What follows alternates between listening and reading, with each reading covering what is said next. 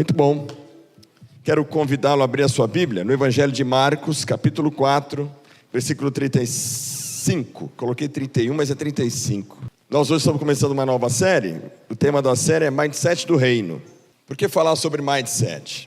Para fortalecer o entendimento da nova geração, principalmente, porque a galera tem avançado muito nessa palavra. Quem já ouviu falar nessa expressão Mindset? Tá vendo? É só a gurizada. Levanta a mão bem alto. Tá vendo? Mais os jovens que escutam essa expressão. E o foco do Mindset é trabalhar crenças, atitudes, pensamentos que determinam como uma pessoa se porta na sociedade, interpreta a sua realidade. Então existe um mindset na ideia dos estudos. Tem uma mulher que eu li, e ela é fantástica, o nome dela é Carol Dweck. Ela escreveu um livro chamado Mindset. E é interessante, tem um valor nisso, né? Ela trabalha a ideia do mindset no estudo, que é como fortalecer, reforçar a mentalidade de uma criança. Então ela fala que existe o mindset fixo e o mindset flexível, ou o mindset de crescimento. Então, por exemplo, uma pessoa que tem um mindset fixo, ela aprende que ela não é muito inteligente. Se ela tira nota 10, se a mentalidade ela é fixa, se ela tira nota 10, então ela é uma boa aluna. Se ela tira uma nota 4, ela é uma péssima aluna. E aí ela fala, nunca vou aprender.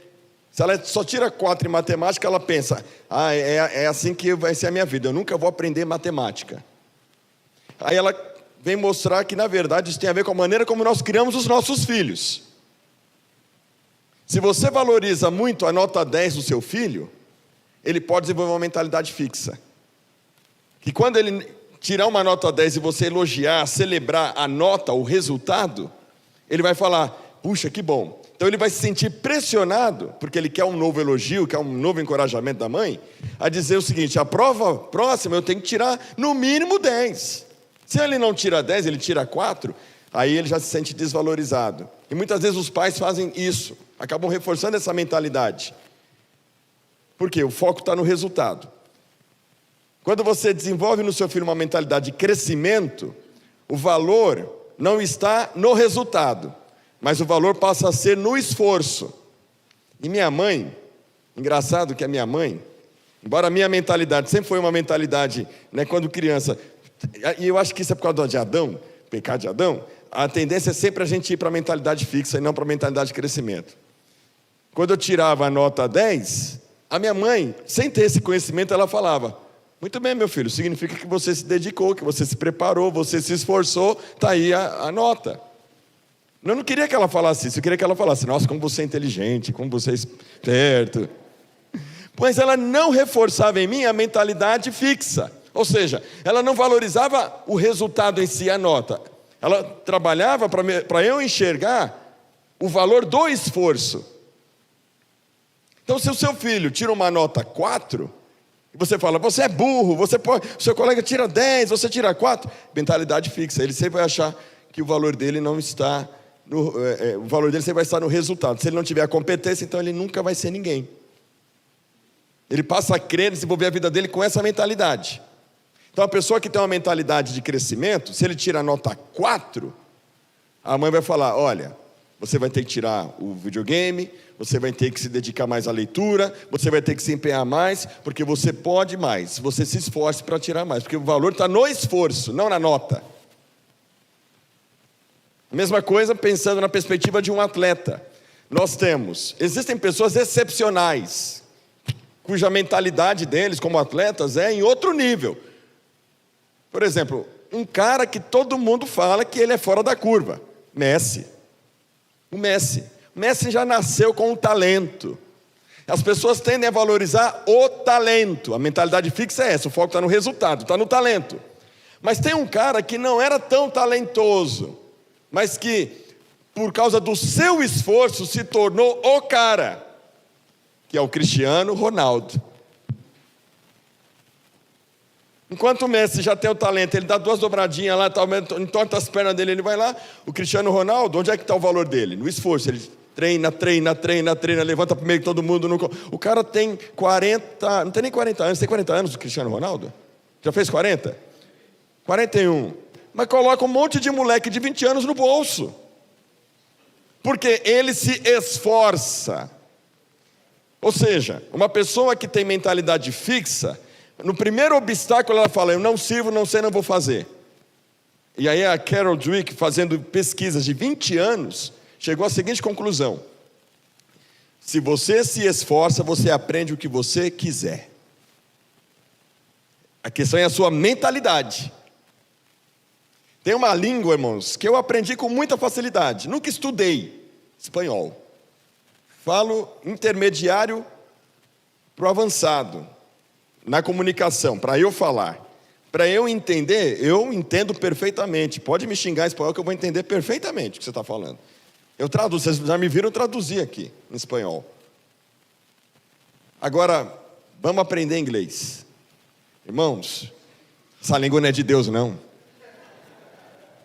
Mas eu não posso me condicionar a pensar, não vou aprender, porque a vontade, a minha mente é assim, isso aqui não é para mim, isso aqui não é para mim, isso aqui não é para mim.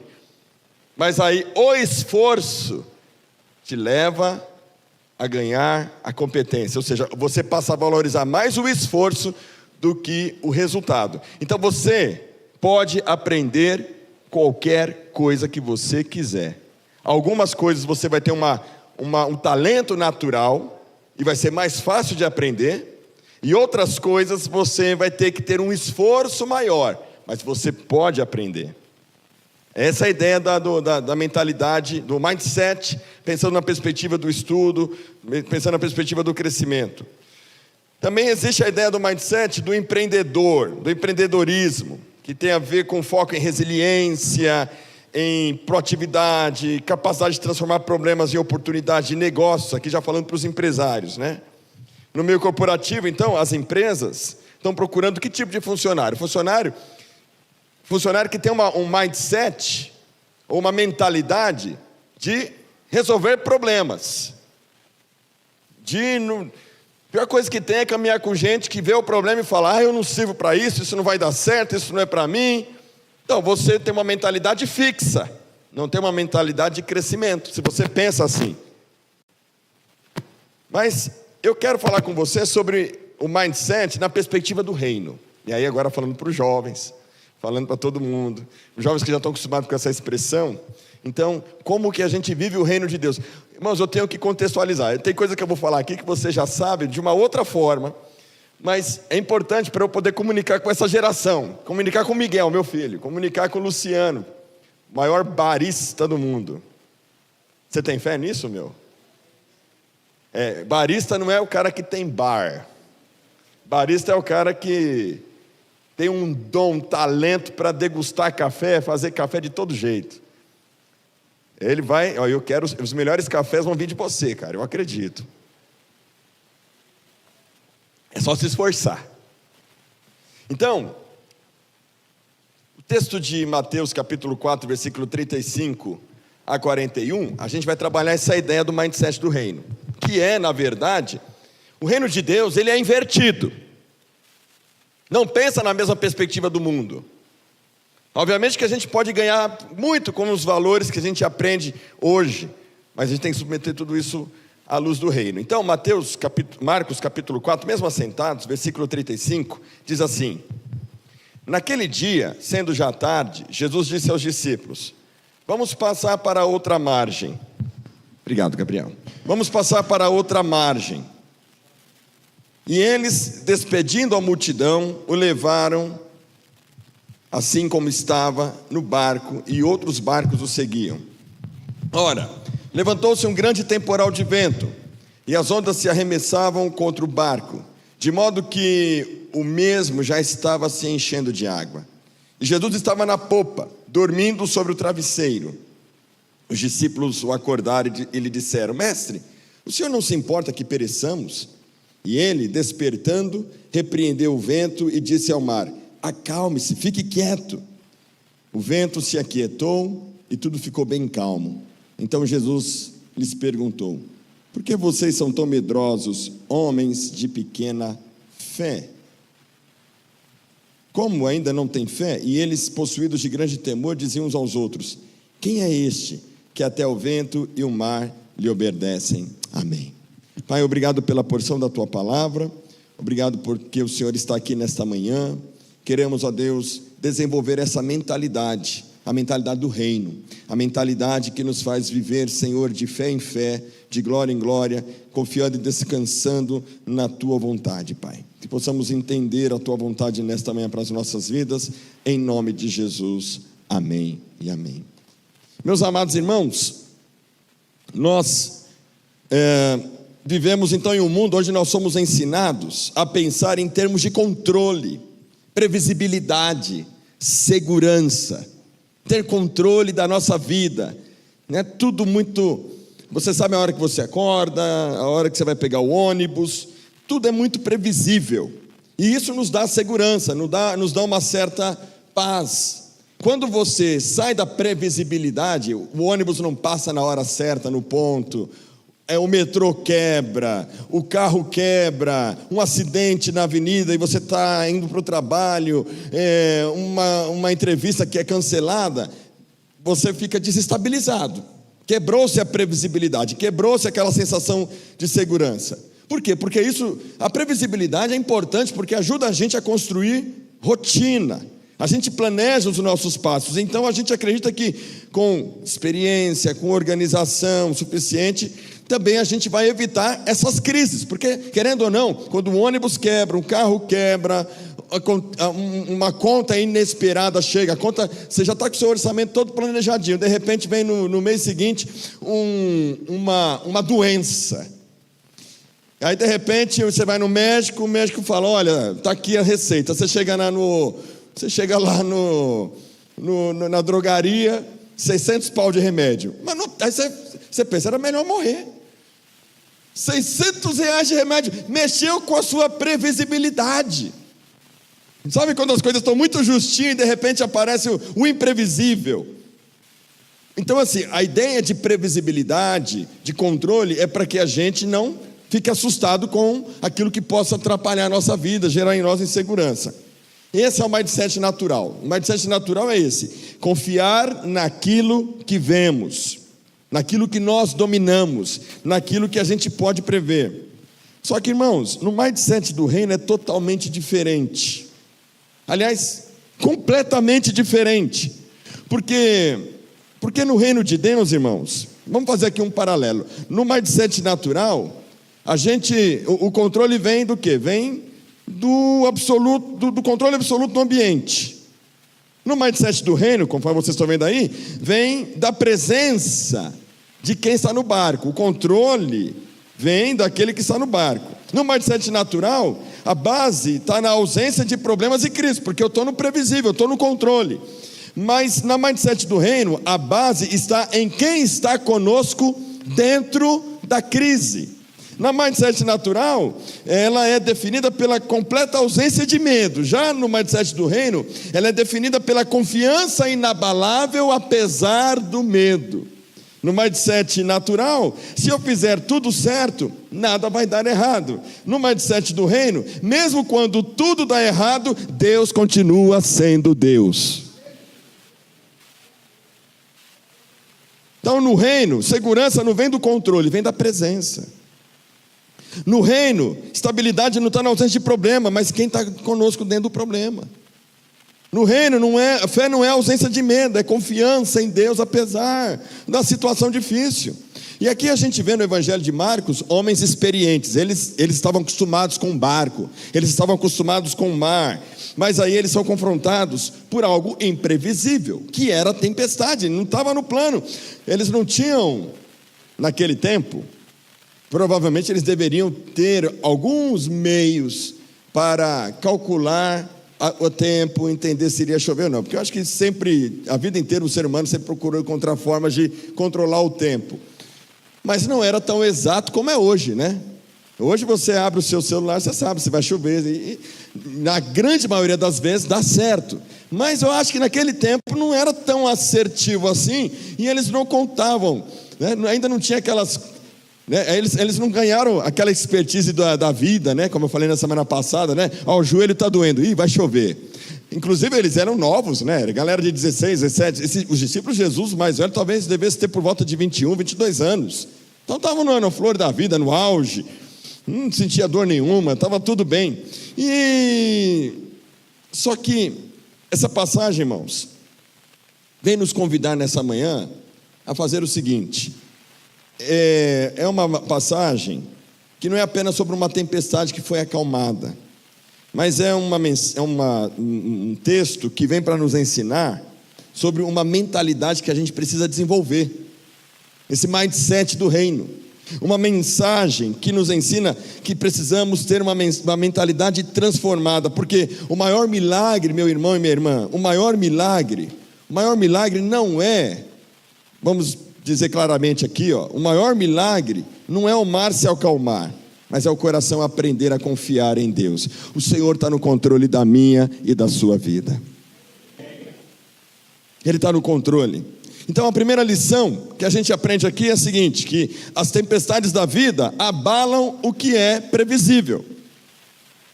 Diz o versículo 35 e 36, naquele dia, eu acho interessante essa expressão, naquele dia, porque é um dia normal como qualquer outro. Como, por exemplo, antes da bomba atômica ser lançada pelos Estados Unidos sobre Hiroshima e Nagasaki no Japão, era aquele dia, um dia qualquer. As pessoas estavam vivendo a sua vida rotineiramente. As crianças estavam, apesar da guerra, as crianças estavam indo para a escola, as pessoas estavam indo trabalhar. É um dia qualquer. Naquele dia, sendo já tarde, Jesus disse aos discípulos: vamos passar para a outra margem.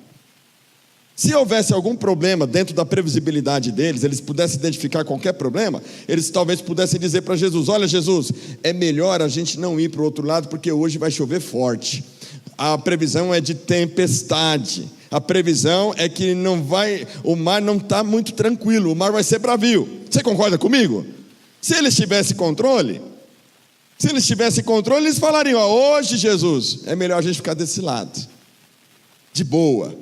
Amanhã a gente vai, está tarde mesmo, amanhã a gente viaja, amanhã já é para o outro lado do mar, vamos ficar por aqui, porque a tempestade está se armando, está lá, eu vi, saiu lá no noticiário. Não, irmãos, eles não tinham esse controle, eles não tinham essas notícias, eles não tinham essa previsibilidade. Então, eles vão passar para outra margem, e eles, despedindo a multidão, levaram assim como estava no barco, e outros barcos os seguiam. Ou seja, o barco faz parte da rotina, o barco faz parte da vida. Galileia, o que é o mar da Galileia, o mar de Tiberíades? Eles conhecem, eles sabem, têm controle de tudo. São barqueiros profissionais, dominam o mar e o barco como a palma da mão. Tudo é previsível.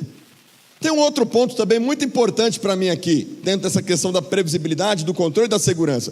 Quem é que está falando para eles atravessarem a margem para o outro lado? Meu amigo, você está com Jesus, você está com todo mundo. Você não precisa de mais nada, de mais ninguém. Deus está comigo. Quando Deus está comigo, dá tudo certo, está tudo sob controle. Essa é a grande questão. Eles estão seguros porque Jesus está no barco. Quem tem Jesus como Senhor da sua vida aqui, diga amém. Está tudo sob controle. Jesus está no nosso barco, Jesus está na nossa vida. E olha, se você ler o texto, eles haviam acabado de fazer milagres. Eles acabaram de ver Jesus curar, expulsar demônios. Vamos temer o que, gente? Jesus tem controle de tudo. E Jesus está no barco. O que pode acontecer conosco? Ele está dormindo sobre o travesseiro. Se Jesus está tranquilo, eu estou tranquilo. Se Jesus está em paz, eu também estou em paz. Mas o que vai acontecer aqui, irmãos? O que as tempestades revelam sobre a nossa previsibilidade? Que a nossa rotina, o nosso sustento, aquilo que a gente pensa ter controle, não garante a ausência de tempestade. Jesus começa a abalar, ou a tempestade, com a permissão de Jesus, começa a desconstruir as falsas seguranças. a primeira coisa a ser abalada é o domínio da rotina. Porque se eles são barqueiros profissionais, eles estão no barco e está tudo sob controle, porque eles dominam o mar e dominam o barco, o que vai acontecer de errado? Nada. Jesus está com eles no barco, eles seguiram Jesus, eles haviam acabado de ver a obra de Deus acontecendo, estavam lá sendo guiados pelo comando de Jesus, a presença de Jesus está com eles. Por que temer a tempestade? Por que temer qualquer coisa ruim? Mas aí é que está, a gente ama Deus, a gente confia que Jesus está no controle, mas você percebe, eu acho que isso não acontece com você, só acontece comigo, que quando a coisa sai do controle, você se desespera. Isso não acontece com você, certo? Só acontece comigo, só eu que sou de carne e osso. Fabiano já é um ser celestial praticamente, né, Fabiano? Tá quase, né, Júlio? Sabe, irmãos, um grande ponto aqui, qual que é a ideia do mindset natural? Se eu fizer tudo certo, nada vai dar errado. Lembra que eu falei? Estou no barco, estou com Jesus. Eu imagino que os discípulos se sintam muito santificados. O que vai dar de errado com a gente? Nada, absolutamente nada. Mas o que o mindset do reino nos ensina? Mesmo quando tudo dá errado, Deus continua sendo Deus. Deus continua sendo Deus. Ou seja, presta atenção, irmãos, as tempestades não são interrupções no plano de Deus. Jesus vai morrer afogado, agora os planos de Deus vão dar errado. Agora que eu obedeci a Deus, subi no barco. Por que eles subiram no barco? Porque obedeceram a Deus. Quem já teve essa sensação de estar fazendo a vontade de Deus e tudo está dando errado? Não é não? Deus me enganou, meu, pegadinha. Deus está fazendo pegadinha comigo, está dando tudo errado. Mas eu quero te dizer o seguinte, que tempestades não são interrupções no plano de Deus, são ferramentas de Deus para realinhar a nossa confiança. O reino de Deus, irmãos, nos ensina a trocar controle por dependência. O reino de Deus nos ensina a trocar controle por dependência. A tempestade revela, irmãos, onde a nossa fé realmente está ancorada, onde ela está depositada. E não é sobre o barco estar firme, mas é sobre quem está no barco. Eu sei que pessoas aqui têm enfrentado tribulações, tempestades no lar, tempestades na vida, na saúde. Mas, meu irmão, o Senhor te convida hoje a abrir mão do controle e saber que Ele continua sendo Deus, que Ele está governando a sua vida, que nada, Jesus não foi pego de surpresa na sua vida, Jesus não foi pego de surpresa, nada na sua vida é por acaso, tudo está dentro de um maravilhoso, glorioso e poderoso plano de Deus. Todas as coisas concorrem para o bem daqueles que amam a Deus. Irmãos, mas a segunda lição que a gente aprende aqui é que as tempestades nos aproximam de Jesus de uma forma às vezes não tão ortodoxa ou não tão tranquila. Diz aqui, versículo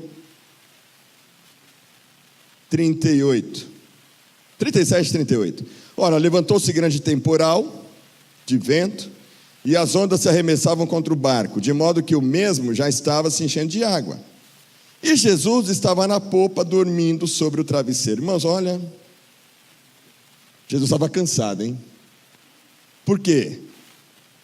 Veio um temporal de vento, as ondas arremessavam contra o barco, e o barco estava enchendo de água,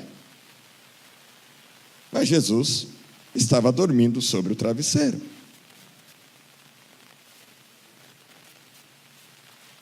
Deram Dramin para Jesus, só pode. Quem é que consegue ter esse sono mortal, quase mortal? O meu sono é tão leve, qualquer coisinha eu já acordo. Quem é assim que dorme e que morre? Quem é assim? Interessante, eu queria ter esse talento. Pode estar desabando o mundo e o cara continua dormindo.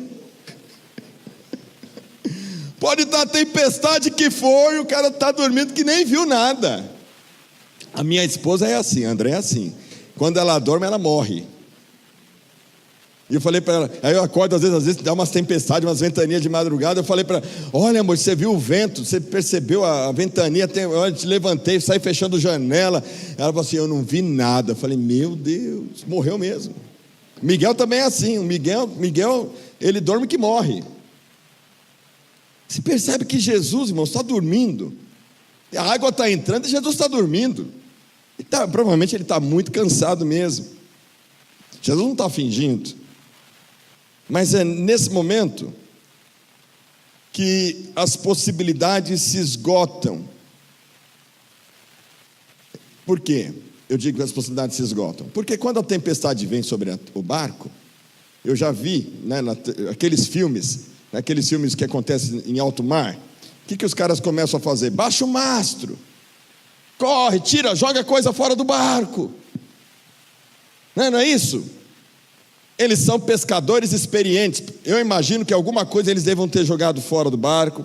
Eu imagino que eles baixaram o mastro. Eu imagino que eles guardaram lá os panos. Eles fizeram tudo que estava no controle deles.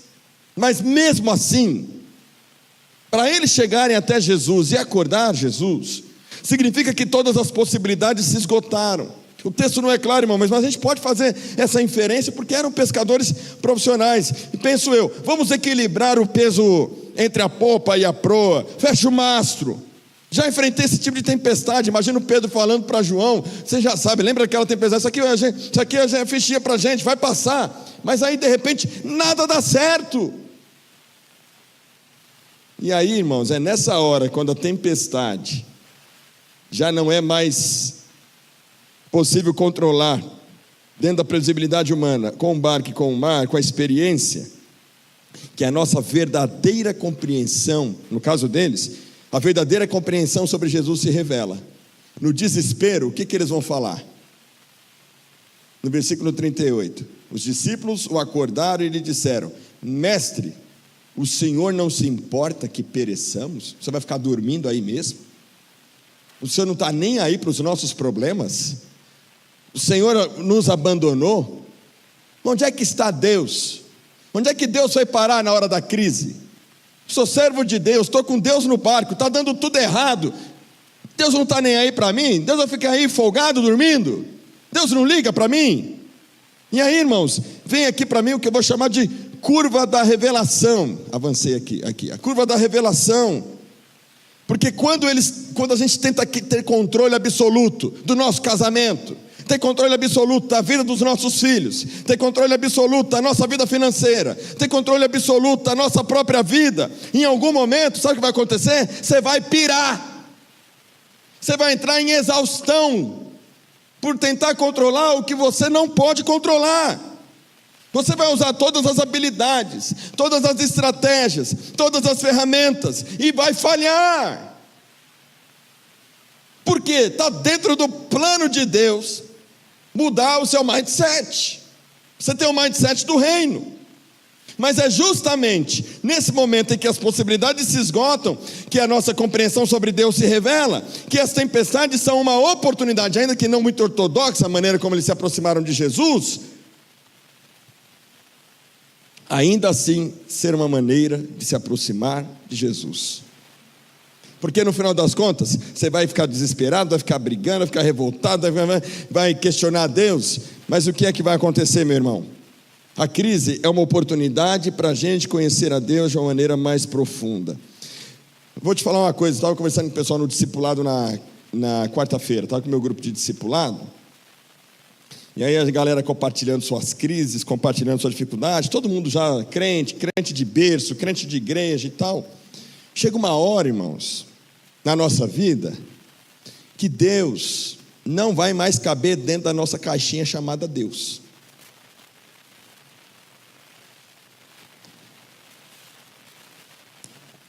Chega uma hora na nossa vida, na nossa caminhada de fé, que até Deus é previsível para nós. Eu leio a Bíblia, eu oro, eu vou para a igreja, faço ministério.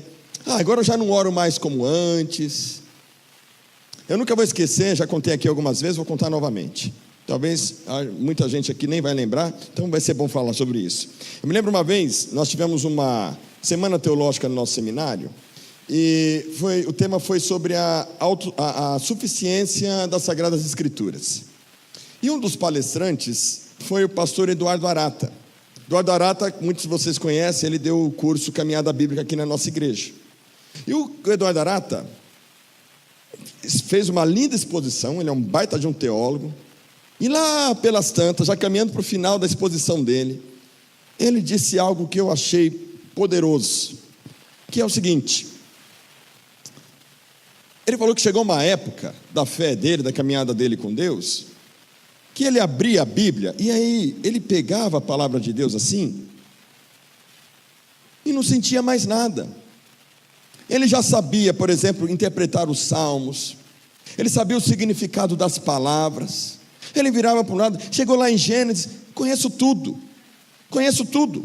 Ia lá para o Novo Testamento, não tinha novidade. Chega uma época da nossa caminhada com Deus, que a nossa compreensão sobre Deus chega no limite, dentro da nossa caixinha chamada sobre Deus. Até Deus se torna previsível para nós. Está me acompanhando aqui, irmãos? Está aqui comigo até aqui, tudo bem? Vai chegar uma hora que tudo que você sabe sobre Deus, sobre Bíblia, sobre experiência com Deus, vai chegar num limite de maturidade, de conhecimento, de experiência, que já não, talvez não faça tanto sentido. Talvez a sua fé fique ali estagnada. E aí ele foi orar. Ele foi falar com Deus. Senhor, parece que eu e o Senhor estamos agora no platô. Parece que agora eu abro a Bíblia, parece que eu já não te conheço mais. Na verdade, acho que eu já conheci tudo sobre o Senhor. Parece que eu conheço tudo sobre a Bíblia, está tudo tão previsível. Aí ele ouviu a voz do Espírito Santo. Sabe o que o Espírito Santo falou para ele? Segura aí. Pensou se Deus falar isso para você? Aguenta aí, Júlio. Deus falou para ele: abra a mão do seu salário. Pensou o Espírito Santo falar para você agora? Júlio, abra a mão do seu salário. Você não vai mais depender do seu salário, você vai depender de mim. Mas como é que você vai pagar as contas no mês que vem? Como é que você vai fazer a vida financeira funcionar? Clênio, a partir de hoje Deus manda falar para você: abra a mão do seu salário. Ele está até rindo. Você está igual Sara, meu. Deus fala que você se ri. Isaac já. Aí ele falou: não, peraí, isso é loucura da minha cabeça, não é possível. Aí ele foi falar com a esposa dele e falou: olha, é isso, a Bíblia é assim, já não está mais falando comigo assim, dessa forma. E de repente eu orando a Deus, Deus falou para abrir mão do meu salário. Deus mandou abrir mão da previsibilidade. Deus mandou abrir mão da segurança. Aí ele falou assim: irmãos, daquele dia em diante eu precisei começar a estudar a Bíblia tudo de novo para conhecer esse Deus que eu não conhecia.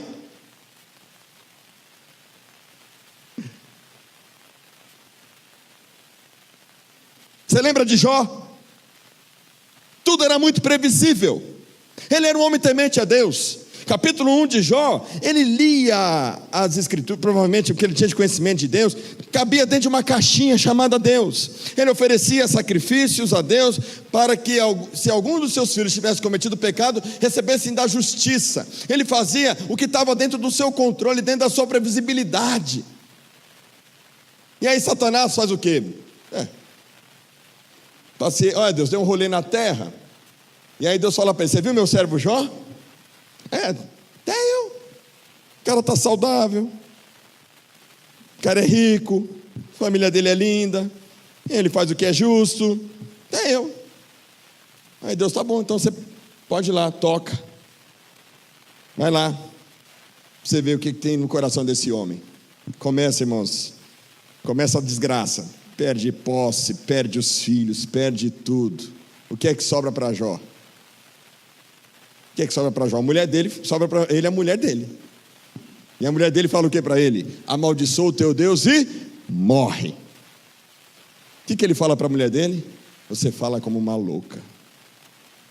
Ele se humilha, ele não está entendendo nada. Aí aparecem os grandes amigos de Jó. Ah, você pecou, tem alguma coisa errada, não é possível, você não fez o suficiente, cadê seu mérito? Não tem.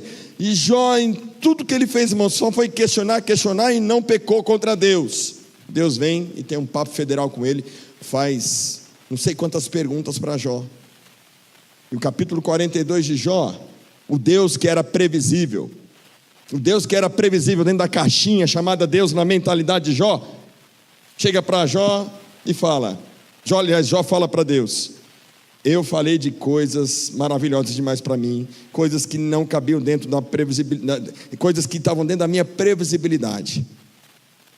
Mas ele chega à grande conclusão: antes eu te conhecia de ouvir falar, mas agora os meus olhos te veem, te contemplam.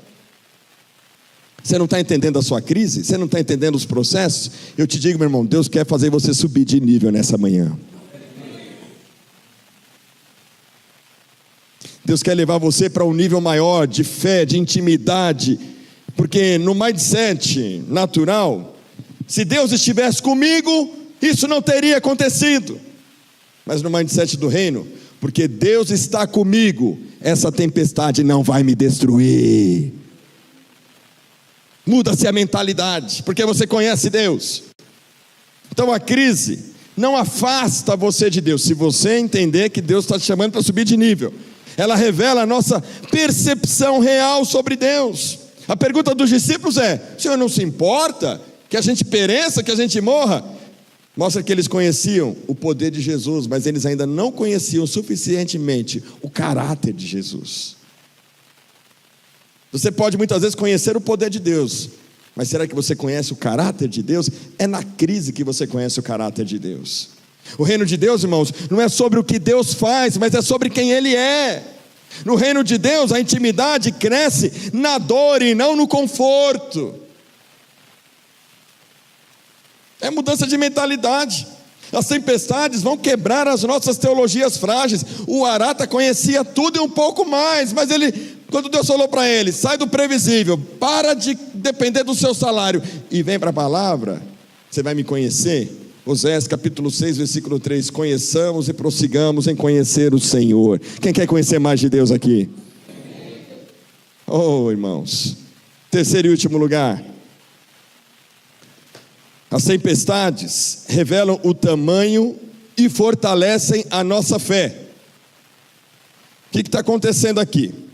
No versículo 40, então Jesus lhes perguntou: por que vocês são tão medrosos? Como é que ainda não têm fé? Quantos têm fé em Deus aqui? Dá glória a Deus. Glória a Deus.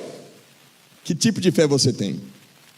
É a fé que te traz paz na tempestade, ou é a fé que você fala: vou para a igreja domingo que eu preciso muito de Deus me energizar? Que da hora, né, irmãos?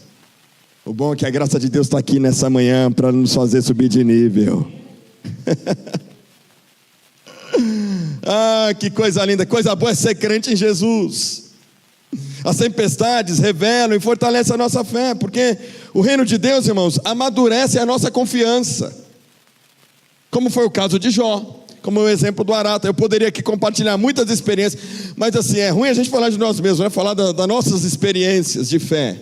E eu ainda acredito que ainda vou passar por muitas provas de fé ainda. Deus ainda vai me levar a amadurecer, porque o mindset natural diz o seguinte: eu só acredito quando vejo o controle. Mas o mindset do reino diz: eu acredito mesmo quando eu não entendo. Eu não entendo, não tem explicação, mas eu sei quem tenho crido. Eu não entendo, não tem explicação, mas Ele está comigo. Ele é Senhor, irmãos. Eu acredito. Quando Jesus pergunta: por que vocês têm medo? O que Jesus está confrontando? Jesus está confrontando, irmãos, não é a ausência de fé, porque fé eles têm, assim como nós aqui também temos. Eu perguntei: quem tem fé? Todo mundo disse amém. Mas a questão não é se você tem fé ou não. A questão é o quanto a sua fé é madura, o quanto ela revela da sua intimidade com Jesus. Então, no reino, fé, ela não é medida pela ausência de medo, né?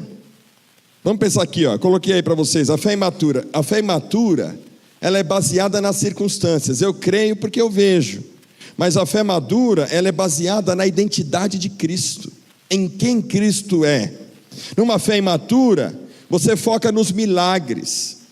Por isso que eu não gosto, irmãos, eu vou falar para vocês francamente, não gosto das igrejas neopentecostais, não gosto. Neopentecostais.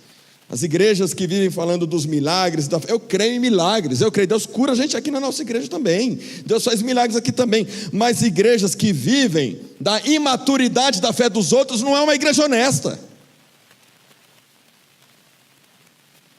Porque uma igreja séria, irmãos, bíblica, ela vai te ensinar a focar no caráter de Cristo, de quem Ele é, não no que Ele faz.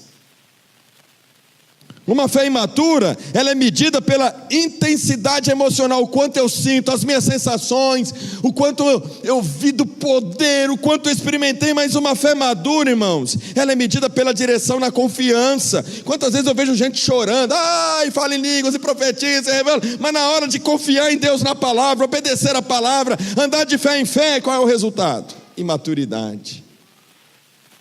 Uma fé imatura, o mindset é, só acredito quando eu vejo o controle. Numa fé madura, eu acredito mesmo quando não entendo. Fé não é sobre intensidade emocional, o quanto eu sinto. Fé é sobre ter o alvo correto. Eu não vejo, mas creio.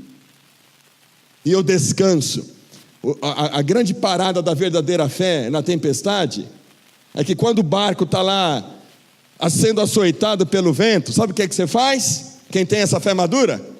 Pega o seu travesseiro e deita do lado de Jesus.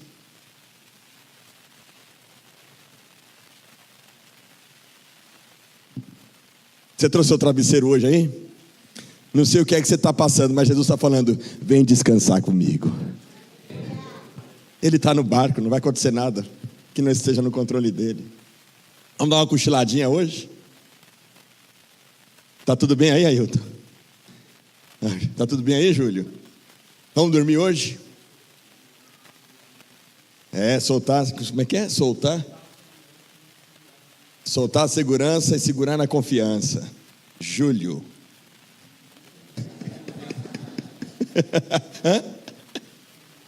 Capítulo 4, versículo 5. Júlio, capítulo 4, versículo 5. O reino, irmãos, nos leva de uma fé baseada em milagres para uma fé baseada na identidade de Cristo. Fé não é ausência de medo, mas sim o alvo correto da sua confiança. É isso que Deus quer fazer conosco, é isso que Deus quer tratar comigo, com você. Ele quer nos dar uma paz inabalável, mais do que ser capaz de acalmar a tempestade no mar da Galileia. O verdadeiro propósito do reino é nos ensinar que quando Jesus está presente, nenhuma tormenta da vida é capaz de tirar a nossa paz. Por quê, irmãos? O previsível foi abalado, a intimidade foi aprofundada na exaustão, a fé foi transferida do milagre para a identidade. Porque como é que termina o texto? Coloca para nós, por gentileza, Marcos 4, 41. Vamos ler todo mundo junto? Marcos 4, 41. Todos juntos, 1, 2, 3. E eles, possuídos de grande temor, diziam uns aos outros: quem é este que até o vento e o mar lhe obedecem? Aleluia! Teve que sair. Jesus não cabia na caixinha deles. A gente achava que sabia quem era esse cara. A gente não sabe, e vou te dizer, até Jesus voltar a gente não vai saber.